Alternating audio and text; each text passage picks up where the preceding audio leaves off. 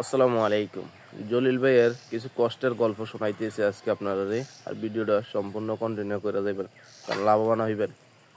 দেখেন, আজকে দীর্ঘ 12 মাস 13 মাস রানিং চলতে আছে, মানে বাংলাদেশে আসছি, মানে 1 বছর 1 মাস রানিং চলতে আছে। এই 1 বছর 1 মাস কিন্তু আমি বাংলাদেশে বেকার, কিন্তু আমার ইনকাম নেই।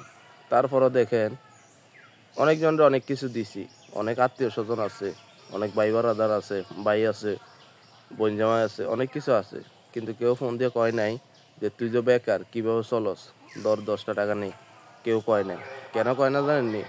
কারণ দুনিয়াটা হইছে স্বার্থর জন্য চলে। আপনার স্বার্থ, আপনার পিছনে স্বার্থ আছে তো আপনার পিছনে লোক, হাজার হাজার লোক ঘুরবো, কিন্তু স্বার্থ নাই, ঘুরতো না। তাই বলি, প্রবাসে 10 টাকা কামাই করেন, 5 টাকা কামাই করেন। 10 টাকা কামাই করলে 2 টাকা ফ্যামিলির পিছনে ব্যয় করেন, আর 8 টাকা নিজের অ্যাকাউন্টে রাখেন। তাহলে ভবিষ্যতে কারো কাছে আপনার হাত পাততে হইব না।